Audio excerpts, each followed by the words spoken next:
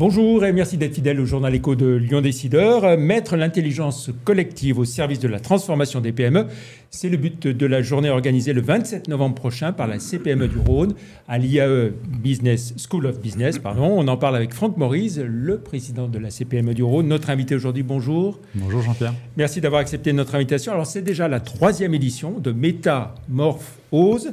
À l'origine, comment vous est venue l'idée de créer ce format original d'une journée complète de réflexion collective? Eh bien, vous l'avez si bien dit, comme ça, si bien décortiqué, que je vais me permettre de reprendre littéralement ce qu'est métamorphose. La raison d'être de cet événement-là, elle est dans sa définition pure et simple. Méta parce que plus que jamais, il nous a semblé déjà il y a 3 ans, mais de surcroît aujourd'hui, très important, même presque vital, de prendre du recul, de la distance, du champ, de la hauteur par rapport à la futilité des discussions, par exemple, quotidiennes aujourd'hui. Morph, parce que c'est une question de survie aujourd'hui. L'agilité, mais c'est aussi le propre de la TPE et de la PME que de savoir s'adapter et donc épouser les transitions, passer de la chrysalide au papillon, en quelque sorte. Et oser parce que nous sommes la France de l'action et pas de l'indignation. Et que cette France des solutions, c'est la dernière qui ose, qui risque, qui innove, qui invente ses lendemains. Alors, si on reprend dans le détail, vous rassemblez 200 décideurs, 45 experts et facilitateurs, 20 témoins dirigeants, 56 étudiants. Que vont-ils faire donc de 8h à 18h dans les locaux de l'IAE? Ils vont d'abord faire ensemble. Et c'est une journée effectivement assez dense, avec une matinée qui sera faite de pas moins de 20 sessions qui, pour chacune desquelles, on doit répondre à un défi. 5 enjeux, 20 défis que vous connaissez en matière d'intelligence artificielle, de ressources humaines, de RSE, de business, de digital, etc. Avec 20 sessions animées par des témoins, entrepreneurs, qu'on veut inspirants, même s'il n'y a pas de modèle chez nous, et en présence également de jeunes. C'est aussi la nouveauté, c'est pourquoi symboliquement ça se fait à l'IAE, parce qu'on ne peut pas envisager de relever les défis de demain sans bénéficier de l'intelligence de ceux-là. Ces matinées, ces 20 sessions-là, se concluront par l'édition d'un livre blanc qu'on est capable de sortir à midi grâce à l'intelligence artificielle. Et puis l'après-midi, après quelques sessions de networking, on aura pour le coup nos 20 adhérents, nos 20 chefs d'entreprise qui, accompagnés de certains de leurs cadres dirigeants, viendront poser une solution, ou en tout cas un défi à relever, en présence d'autres adhérents, mais aussi de facilitateurs, pour qu'à l'issue de cet après-midi, là pour le coup, on soit capable de leur délivrer une véritable feuille de route, un véritable plan d'action qu'on pourra, nous, accompagner tout au long de l'année grâce à nos services, et notamment nos 80 matinées de formation, dans lesquelles ils pourront puiser pour relever ces défis. Alors, les 56 étudiants, c'est quoi? Quel niveau? Licence, master? Niveau master de l'IAE, avec des étudiants qui ne sont pas là par défaut, des étudiants qui l'ont souhaité. La bonne nouvelle, parce qu'il y a des bonnes nouvelles, c'est que beaucoup d'entre eux aspirent à devenir entrepreneurs. Et quoi de mieux que de côtoyer des chefs d'entreprise durant toute cette journée pour construire ensemble. Et les 20 témoins dirigeants inspirants, comme vous l'avez dit, c'est qui par exemple? On en a plein, on a vraiment des sérieux entrepreneurs. Juste si on en cite 2 ou 3. Du domaine de... Alors, je ne pourrais pas vous les citer comme ça, mais on a des gens, ce qu'on a souhaité, en revanche, c'est... On a aussi bien des gens qui ont réussi, il y a des réussites, que vous connaissez, des Philippe Delanoux, etc., mais il y a aussi des gens qui seront inspirants par les conclusions et les leçons qu'ils auront tirées de leurs échecs. C'est aussi ce qu'on a souhaité faire, parce que pour nous, l'échec, il est inhérent au risque, et que montrer et mettre en avant ceux qui ont su échouer mais rebondir, c'est aussi fondamental.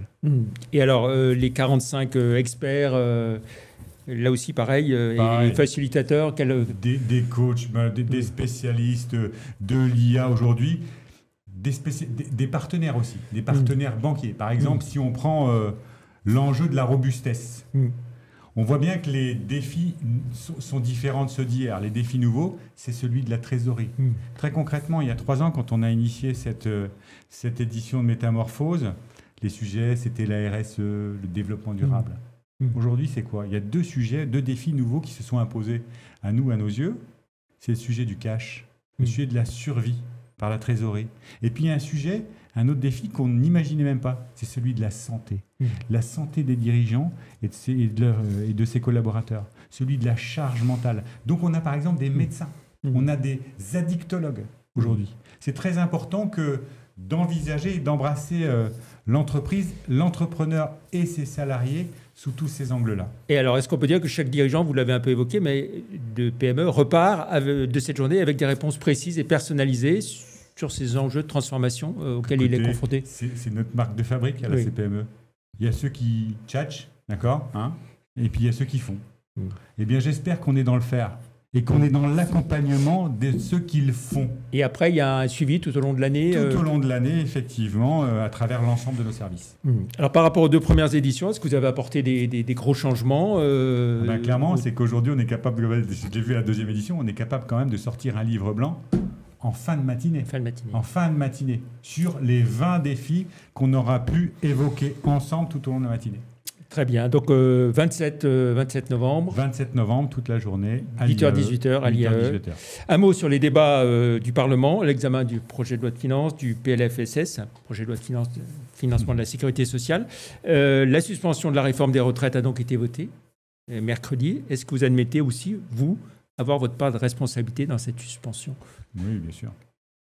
Bien sûr, bien sûr. Comme j'aurais aimé que nous, partenaires sociaux, qui devrions être parfois un peu plus responsables, qu'on trouve un accord, notamment lors du conclave. Oui. Alors même que c'était le sens de ma question. Alors même que les organisations de salariés, je pense à la CFDT, avaient acté l'âge légal à 64 ans. Quelle évolution majeure. Malheureusement, voilà, nous sommes 8 autour de la table, nous n'avons pu aboutir à quasi rien. Et alors justement, ça se solde très mal cette histoire. Pourquoi est-ce que vous avez changé d'avis? Parce que vous étiez d'accord. Hein, et on était quasiment d'accord. Vous avez été à la remorque du MEDEF là-dessus? Sur le sujet, à la remorque, je ne sais pas, mais en tout cas, il faut composer vous avez pas voulu... à ses pairs. On n'était pas forcément... on était sûrement plus souple sur le sujet de la pénibilité, qu'on était disposé à entendre de façon plus individuelle que légale. Voilà. Bon, c'est un peu technique. Je le regrette. Maintenant, c'est à nous de construire l'avenir. Je regrette que cette réforme soit suspendue. Je ne le regrette pas pour nous.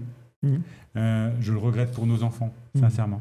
C'est une faute morale aujourd'hui vis-à-vis d'eux que de leur laisser ce fardeau-là, comme si on ne leur en laissait pas suffisamment avec le fardeau environnemental. Voilà, il faudra qu'aussi on apprenne de cet échec. Pour avoir un budget au 31 décembre, le gouvernement Lecornu doit forcément faire des compromis, en direction du PS notamment. On voit que les PME sont un peu épargnées par rapport, sur les nouvelles taxes par rapport aux grandes entreprises. Vous considérez que c'est un moindre mal? Est-ce qu'on peut s'en satisfaire? Jamais de la vie. Bien sûr qu'on a obtenu que les PME qui sont fragiles aujourd'hui ne fassent pas l'objet de cette obsession fiscale aujourd'hui qui habite les 577 parlementaires, d'où qu'ils siègent d'ailleurs. Je n'ai jamais vu ça. C'est devenu une usine à taxes, cette Assemblée nationale. On ne peut pas s'en tisser. On ne fait qu'un. La France, l'économie française ne fait qu'un. Comme on dépend de l'État, de ses normes, nous avons une interdépendance avec les grandes entreprises. Pourquoi les stigmatiser ? Alors même qu'on a oublié et négligé l'éléphant au milieu de la pièce, en l'occurrence ces dépenses aujourd'hui sociales notamment, qui sont immaîtrisées aujourd'hui et qui n'ont fait l'objet d'aucune attention de la part des parlementaires. La croissance qui a été correcte, on va dire, au troisième trimestre, plus 0,5%. Les exportations qui se tiennent à peu près, le chômage à peu près stable. Finalement, les indicateurs économiques ne sont pas si mauvais que le discours ambiant voudrait nous faire croire. Et pourquoi? Alors vous allez me dire, mais arrêtez effectivement d'être si pessimiste. Mais la réalité, elle est si complexe. Vous n'allez pas sombrer dans la caricature. Pourquoi aujourd'hui les résultats sont bons? Parce qu'ils sont réalisés aujourd'hui par d'infimes entreprises, une minorité d'entreprises, qui sont des entreprises, et on peut s'en louer, un caractère mondial, qui réalisent leurs résultats ailleurs qu'en France. Aujourd'hui, la réalité, elle est un petit peu différente. C'est 70 000 TPE, très petites entreprises de moins de 20 salariés, qui vont chaque année déposer leur bilan, comme on le dit malheureusement, soit faire l'objet d'un dépôt de bilan, soit d'un redressement ou d'une liquidation judiciaire. C'est ça la réalité. L'autre réalité, c'est qu'on a aujourd'hui 65 000 apprentis de moins que l'an dernier. La vraie réalité, c'est que nos adhérents ont levé le stylo, n'embauchent plus aujourd'hui et n'investissent plus en attendant quoi? On est quand même passé de 100 ou 150 000 apprentis à quasiment 1 million. Oui, c'est clair, mais on a perdu 65 000 par rapport à l'année. 65 000 en l'espace de 6 mois. Et ça n'est que le début. Ça n'est que le début. Ça fait aujourd'hui 3 mois, globalement, que nos adhérents attendent, que nos chefs d'entreprise attendent légitimement le sort qui leur sera réservé fiscalement et socialement à travers ce projet de loi de finances et le projet de loi de finances de la sécurité sociale. Vous avez lancé un appel à vos adhérents pour qu'ils soient candidats au municipal sur toutes les listes. Ça va quoi, de l'extrême droite à l'extrême gauche? Ça va de l'extrême droite à l'extrême gauche. Absolument. Absolument. Quand les listes d'extrême gauche, en fait, sont unies, de gauche et d'extrême gauche, effectivement, on peut avoir. Je ne vous cache pas que je ne connais pas, mais j'imagine qu'il pourrait y en avoir, d'adhérents qui sont venus, et ils ont été nombreux à venir nous voir, pour répondre à cet appel et s'impliquer électoralement pour siéger demain dans les collectivités d'abord territoriales. Bon, j'en ai pas beaucoup du côté de LFI.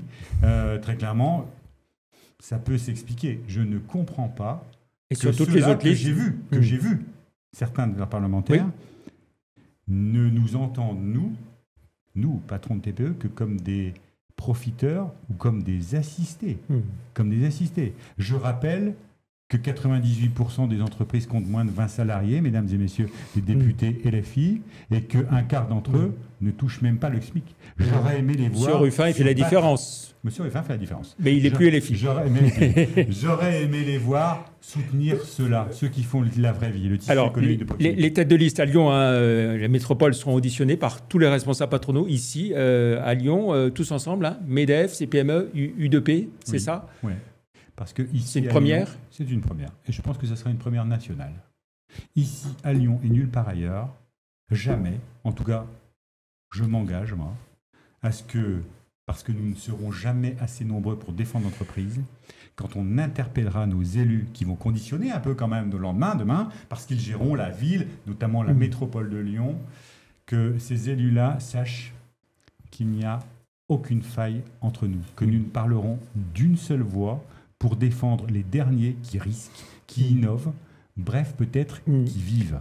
Et ça va commencer par des vœux communs du monde économique? Et ça va commencer par des vœux communs du monde économique, en lieu et place de cette belle fête de l'entreprise qui sera décalée de quelques mois pour mettre en lumière nos adhérents, puisque les vœux entre MEDEF, CPME, U2P, chambre de commerce, chambre de métier, je vous dis, c'est unique à Lyon, les organisations patronales, le monde consulaire. Chambre d'agriculture aussi. Chambre d'agriculture aussi, naturellement, qui faisait ses vœux avec le monde consulaire, puisque nous ne ferons qu'un pour faire entendre la seule voix de ceux qui créent des richesses. Une date est connue déjà? Oui, le 26 janvier, en lieu et place de la fête de l'entreprise. Très bien. Alors, 26 janvier, c'est un peu plus loin. Et dans l'immédiat, donc, on retient le 27 novembre pour la 3e édition de Métamorphose.